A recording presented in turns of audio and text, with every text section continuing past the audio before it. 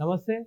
ఢిల్లీలో అమిత్ షాతో చంద్రబాబు గారు భేటీ కానున్నారు. మరి అక్కడ ఎలాంటి నిర్ణయాలు తీసుకోబోతున్నారు? ముఖ్యంగా వైసీపీ గురించి ఏం మాట్లాడబోతున్నారు అనే విషయాలైతే తెలుసుకుందాం. దీని గురించి అయితే మాట్లాడేందుకు ప్రస్తుతం మనతో పాటు సీనియర్ జర్నలిస్ట్ జయదేవ్ గారు ఉన్నారు. నమస్తే అండి. నమస్తే. సార్, చంద్రబాబు గారు ఇప్పుడు అమిత్ షాతో అయితే భేటీ కానున్నారు. ముఖ్యంగా ఇప్పుడు వైసీపీ గురించి ఏం నిర్ణయాలు తీసుకోబోతున్నారు? ఎందుకనంటే జగన్ గారి అరెస్ట్ చాలా ఊరిస్తూ ఉన్నారు. అంటే జగన్ గారు అరెస్ట్ అవబోతున్నారు అని చెప్పేసి సోషల్ మీడియాలో చాలా వైరల్ అవుతుంది. మరి దీని గురించి ఏం చెప్తారు? యాక్చువల్గా జగన్మోహన్ రెడ్డి గారి అరెస్టు అనే అంశం ఈ మధ్య నేను బాగా విన్నాను సోషల్ మీడియాలో. జూన్ నెలలో ఖచ్చితంగా జగన్ అరెస్ట్ అవుతున్నారని ఆల్రెడీ పందేలు కూడా కాస్తున్నారు, బెట్టింగ్ కూడా జరుగుతుంది. అది రీసెంట్గా ఊరు వెళ్తే తెలిసింది. దానికోసం టైం వేస్ట్ చేసుకోవడం అనవసరం, ఫస్ట్ థింగ్. రెండవది, చంద్రబాబు నాయుడు గారు యొక్క అంటే పరిపాలనా విధానం కానీ ఆయన ఆలోచన విధానం కానీ ఎలా ఉంటుందంటే, నేను గమనించిన వరకు చెప్తున్నాను. రాష్ట్రం విడిపోయిన తర్వాత 2014లో ఇతనుంటేనే కరెక్టు, రాష్ట్రం ఒక రాజధాని లేని అనాథగా తయారైంది కాబట్టి దానికి ఒక రాజధాని రాష్ట్రం అన్నీ ఏర్పడాలంటే ఈయనుంటేనే కరెక్టు, రాజకీయ దురంధరుడు, దూరదృష్టి రాజనీతిజ్ఞుడు, ఒక అనుభవజ్ఞుడు అన్నట్టుగా ప్రజలు ఈయనకి పట్టం కట్టారు. జగన్మోహన్ రెడ్డి అనే వ్యక్తి పాదయాత్రలు ఏదైతే ఇవన్నీ చేసినా కూడా తండ్రి యొక్క సానుభూతి ఇవన్నీ కూడా వర్కౌట్ అవ్వలే. ఎందుకంటే ప్రజల మైండ్ సెట్ ఎలా ఉందంటే, చంద్రబాబు నాయుడు అనే వ్యక్తి రోజుకి 16 నుంచి 18 గంటలు కష్టపడతాడు, ఆయన రాష్ట్రం కోసం ఏదైనా చేస్తాడనేది అందరికీ తెలుసు. సరే, ఆయన అలాగే చేశాడు, అంత ఎస్టాబ్లిష్ చేసే టైంకి 2019లో ఒక్క ఛాన్స్ తండ్రి కోల్పోయిన ఏదో అనాథంగా అన్నట్టుగా ఆయన అనేసరికి, సర్లే ఈయన కూడా ఒక మంచి బిజినెస్ మ్యానే కదా, తండ్రి అయిన తర్వాత ఈయన అరెస్టులు ఇవి ఇబ్బంది పడ్డాడు అంటే ఆయన మీద ఎలిగేషన్స్ ఉన్నప్పటికీ సరేలే ఒక ఛాన్స్ ఇద్దాము అని ఇస్తే ఒక్కసారి రాష్ట్ర రూపురేఖలు మారిపోయేసరి కదా అందరినీ సోమరపోలకు పథకాలకు అలవాటు చేసి, ఒరే నేను తింటున్నాను, నాతో పాటు మీరు తింటున్నారు, రేపు పొద్దున్న అరెస్ట్ అయితే మీరు కూడా అరెస్ట్ అవ్వాలి అనే స్థాయికి తీసుకెళ్ళిపోయాడు జనాలందరినీ. సో ఇది ఎప్పటి నుంచో నడుస్తుంది. ఇంకా లిక్కర్ స్కామ్ అయితే ఇంకా చెప్పలేము, దాన్ని నోటి లెక్క కూడా వేయలేము ఎన్ని వేల కోట్లు అనేది. ఎందుకంటే మొన్న కూడా ఎవరో ఆయన చెప్తున్నాడు, ఢిల్లీ స్కామ్ ఏదైతే ఉందో అరెస్టు అయ్యారో, ఆ కవిత గారు 5 నెలలు 6 నెలలు, కేజ్రీవాల్ గారు అరెస్టు, ఇవన్నీ ఆంధ్రప్రదేశ్ లెక్కర్ స్కామ్తో పోల్చితే ఢిల్లీ స్కాము చీమ తలకాయంత కూడా కాదంట. అంటే అది అంత పెద్ద తిమింగలం చూడండి. ఆంధ్రప్రదేశ్ స్కామ్ ఒక తిమింగలం అయితే ఢిల్లీ స్కామ్ చీమ తలకాయంత అంట. అంటే ఎన్ని రెట్లు పెద్దది. సో ఇవన్నీ నడుస్తూనే ఉన్నాయి. అది చంద్రబాబు నాయుడు గారు రేపు ఈ నెలాంతంలో అంటే 27 నుంచి 29 వరకు ప్రతి సంవత్సరం మహానాడు జరుగుతుంది. మహానాడుకు సంబంధించి కొంతమందిని ఆహ్వానించడానికి, ఇంకొన్ని సందర్భాల్లో రాష్ట్రంలో పెండింగ్ ఉండాల్సినవి కానీ, లేదా రాష్ట్రానికి రావాల్సిన పెట్టుబడులు కానీ, ఏదైతే స్పెషల్ ప్యాకేజీలు, స్పెషల్ స్టేటస్ ఎలాగో లేదు కాబట్టి ప్యాకేజీల రూపంలో తెప్పించుకోవడానికి, క్యాపిటల్ ఎస్టాబ్లిష్ చేయడానికి కీలకమైనవి ఏంటి, ఆర్థిక శాఖ, హోంశాఖ, ఇరిగేషన్, ఈ 3 మెయిన్ కదా. నీటిపారుదల మెయిన్, వాటర్, ఆర్థిక శాఖ ఫైనాన్షియల్, హోమ్ అంటే అడ్మినిస్ట్రేషన్, ఇవన్నీ కూడా హోమ్ దీంట్లోకి వస్తాయి కాబట్టి.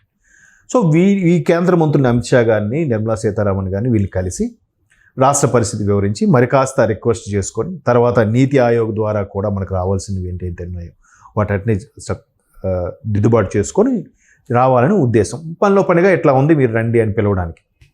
అయితే ఇక్కడ మహానాడు కార్యక్రమానికి ప్రభుత్వం లేనప్పుడే భారీ ఎత్తున జరిగింది.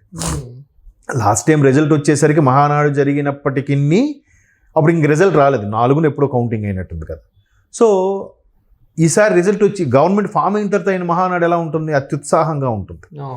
సో ఆ మహానాడును పురస్కరించుకొని వైసీపీ, ఎస్పెషలీ కడపలో ఉండే కీలకమైన నేతలు కూడా కూటమిలో చేరే అవకాశాలు ఉన్నాయి. కూటమి అంటే మ్యాక్సిమం ప్రధానంగా పెద్దపేట వేసేది టీడీపీకే. టీడీపీలో చేరే అవకాశాలే ఎక్కువగా ఉన్నాయి. ఇంకా వైసీపీకి సరైన జవాబు ఇవ్వగలదు టీడీపీ. జనసేన ఉంది కానీ అక్కడక్కడ ఉంది, పూర్తి స్థాయిలో విస్తరించలేదు. సో టీడీపీలోకి వచ్చే అవకాశాలు ఉన్నాయి. చాలామంది అంటే ఎన్ని రోజులు ఎన్డీఏ కూటమి కూడా వైసీపీకి సరిగ్గా ఎదురు చెప్పలేకపోతుంది అనడానికి ప్రధాన కారణం, వైసీపీ వాళ్ళకి రాజ్యసభలో చాలా వరకు 12 ఎంతమంది ఉన్నారు, ఇంకా 7 ఎంతమంది ఉన్నారు, చాలామంది ఇటు జంపు జలాన్ని అయిపోయారు. ఆ 7 కూడా లాగేద్దాం, ఇటు వస్తారా అనే టైప్లో చాలామంది మాట్లాడుకుంటున్నారు. కానీ అది వాళ్ళు లాగే అక్కర్లే, వీళ్ళే ఇంకా ప్రభుత్వం లేదు కదా, మనకి ఏంటి పరిస్థితి, కేసులు వరుసగా అరెస్ట్. చూడండి, మాజీ మంత్రి ప్రతి ఒక్కరి మీద కూడా ఏదో ఒక ఎలిగేషన్ ఉంది. ఎలిగేషన్ ఇష్యూ లేని మాజీ మంత్రి లేరు వైసీపీకి సంబంధించి. మరి ఇప్పుడు ఈ లిక్కర్ స్కామ్ కేసులో మెయిన్ ఎవరైతే ఉన్నారో వాళ్ళని ఎందుకు అరెస్ట్ చేయడం లేదు? ఇంకా జగన్ గారి విషయంకి వస్తే అసలు ఎందుకు మరి ఈ అరెస్ట్ అంటే చిన్న నోటిఫికేషన్ కూడా అంటే చిన్న ఇలాంటిది కూడా అంటే ఈ మధ్యకాలంలో నేను ఒక దగ్గర విన్నానండి, మరి తప్పో రైటో నాకు తెలియదు, కానీ ఒక వ్యక్తిని ఎలాగా ఏదో ఒక స్కామ్ విషయంలో అరెస్ట్ చేస్తే కావాలనే 2 నెలలు 3 నెలల వరకు బెయిల్ అప్లై చేయలేదంట, సానుభూతి డెవలప్ అవ్వడం కోసం. ఓకే, మీకు అర్థమవుతుందా? సో ఇక్కడ కూడా అరెస్ట్ అయితే సానుభూతి అనే యాంగిల్లోకి వెళ్తున్నారు వీళ్ళు.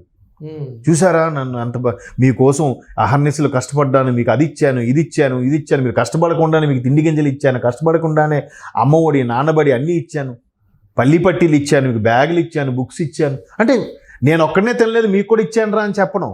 ఎంత ఇస్తే చూసారా నా మీద స్కాములు కేసులు అంటున్నారు, నన్ను ఏమీ చేయలేక ఈ కేసులని పెడుతున్నారనే సానుభూతి యాంగిల్ తీస్తారేమో అనే కూడా కొంతమంది మహానుభావులు విశ్లేషకుల అభిప్రాయం కూడా అయినా అయ్యుండొచ్చు. ఎందుకంటే 2019 ఎలక్షన్స్ ముందు కూడా ఆయన ఒక్క ఛాన్స్ తండ్రి చనిపోయిన వాడిని, నా మీద ఎన్ని కేసులు పెట్టారు చూశారు కదా, 18 నెలల్లో 16 నెలలు జైల్లో ఉండొచ్చాను అనే యాంగిల్లో ఆయన ఎప్పుడైతే పోర్ట్రే చేశాడో అది కొంతమందికైనా కనెక్ట్ అయింది కదా. అబ్బా పోన్లేరా, అవునరా, ఎవడు తప్పు చేయలేదురా, ఎవడు తినలేదురా, ఇది ఎక్కడ లాజిక్ అండి బాబు, ఎవడు తినలేదా అంటే సొసైటీ కూడా చూడండి ఎలా అయిపోయింది. ఓటర్ మైండ్ సెట్ కూడా ఎవడు ఎక్కువ ఇస్తే వాడికే ఓటు వేయడం, ఎవడు ఎన్ని ప్యాకెట్లు ఇస్తే వాడికే వేయడం, ప్రతిదీ కూడా స్వచ్ఛందంగా సభ జరిగి నిజంగా అభిమానంతోనే వచ్చే సభలు జరిగి కొన్ని సందర్భాల్లో చాలామంది కొన్ని సందర్భాల్లో జరగట్లే. బస్సులు వేస్తున్నారు, లారీలు వేస్తున్నారు, బిర్యానీ ప్యాకెట్లు అవి ఇస్తున్నారు. గత ప్రభుత్వ హయాంలో మరీ ఎక్కువ జరిగాయి. వాటితో పాటు దుస్సాహసం అంటే నోటికి వచ్చినట్టు మాట్లాడటం, ఎవడు మనల్ని పేకలేడులే, మనల్ని ఏం చేస్తాడులే అన్నట్టుగా చెలరేగిపోయి పబ్లిక్లో మీడియా సమక్షంలో కూడా మాట్లాడడం చాలా చూసాము. అవన్నీ అయిపోయి అయితే ప్రస్తుత కూటమి ప్రభుత్వం ఆలోచన ఎలా ఉందంటే, మనం ఇప్పుడు చేసేది, మనం ఇప్పుడు ఎస్టాబ్లిష్ ఏదైతే చేసామో రాబోయే తరాలు చెప్పుకోవాలి, వాళ్ళు చెప్పుకుంటే మనకు అదే ఖ్యాతి, అదే కీర్తి శాశ్వతం కదా, డబ్బు కాదు కానీ. సో అట్లాంటి మైండ్ సెట్లో ఉంటాడు ఈయన చంద్రబాబు నాయుడు. కానీ వీళ్ళు అలా కాదు, వచ్చామా తరతరాలకు సరిపోయేది వెనకేసుకున్నామా అన్నట్టుగా ఉన్నారు మిగతా వాళ్ళు. ఎట్లా ఈ జనాల్లో కూడా ఇంకొంతమంది ఆ చెడుని ఎంకరేజ్ చేసేవాళ్ళు ఉన్నారు. ఒరే, ఒక నాయకుడు అనేవాడు ఎప్పుడు కూడా 10 మంది నాయకుడిని తయారు చేయగలిగేవాడే అసలైన లీడర్. అంతేగాని నేను నాయకుడును, నా వెనకే నడవండి, నా కాళ్ళ దగ్గర కూర్చోండి, ఎప్పుడు బాబా అని అడుకునే ఉన్నాను కాదు. నీ సొంతంగా నువ్వు సంపాదించుకొని నీ కాళ్ళ మీద నువ్వు నిలబడ్డే కదా రోజే వాడు అసలైన నాయకుడు. అలా తయారు చేశారా? దానికి తిరిగి రివర్స్లో వాడు అది ఇచ్చాడండి, ఇది ఇచ్చాడండి. ఎన్నాళ్ళరా ఎలా బతుకుతావు అంటే డెవలప్ అవ్వా? ఇంతేనా? మా అబ్బాయి బెంగళూరు వెళ్ళాడండి, మా అబ్బాయి హైదరాబాద్ వెళ్ళాడండి, మా అబ్బాయి మద్రాసు వెళ్ళాడని చెప్పుకోవడమేనా? మా అబ్బాయి ఇక్కడే చేసుకుంటున్నాడండి, అమరావతిలో ఉన్నాడండి, వైజాగ్లో ఉన్నాడు, చెప్పుకోరా? ఎప్పుడు మరి ఆ డెవలప్ అవుతారు? సో ఆ మైండ్ సెట్ ఎవడొచ్చి నేను చేసేది లేరురా. ఈవెన్ ఆయన 1999 టైంలో చంద్రబాబు నాయుడు గారు సైబర్ టవర్స్ కట్టినప్పుడు కూడా ఇవి తిండి పెడతా, ఇవి ఎవడు చేశాడా అన్ని మాట్లాడారు. ఎవరు సీనియర్ మోస్ట్ జర్నలిస్టులు కూడా ఈరోజు చాలా రిటైర్ అయిపోయి ఉన్నారు, ఇంటి వద్ద ఉంటున్న సీనియర్ జర్నలిస్టులు కూడా మొన్న ఎప్పుడో సందర్భంలో ఒక ప్రెస్ కౌన్సిల్ దేనికి మాట్లాడినప్పుడు వెళ్తే వాళ్ళు అప్పుడు మీరు కూడా మాట్లాడారు కదా సార్ అని అడిగితే అప్పుడు అంత ఎక్స్పెక్ట్ చేయలేదండి ఎంత ఉంటుందని. కానీ అది కరెక్టే, చంద్రబాబు గారు బాగా కష్టపడ్డారు. అంటే తెలియంది ఎలా అయితే వీళ్ళకి నచ్చలేదు, వీళ్ళు తెలియదు, వెంటనే రాంగ్ పోర్ట్రే చేసేస్తారా? కరెక్ట్ కాదు కదా. సో అది దానికోసం తాపత్రపడుతున్నాడు. అమరావతిని మరొక మంచి నగరాన్ని సృష్టిద్దాము, రాబోయే తరాలకి బతుకు తెరువు నేర్పిద్దామని ప్రయత్నిస్తుంటే వీళ్ళు మళ్ళీ ఆ పథకం ఇవ్వట్లేదా, ఈ పథకం రావట్లేదా, మీ ఇంటికి వచ్చి ఇవ్వట్లేదా, ఏంటిది ఇంకెన్నాళ్ళు ఇలాగే బతికేస్తావా?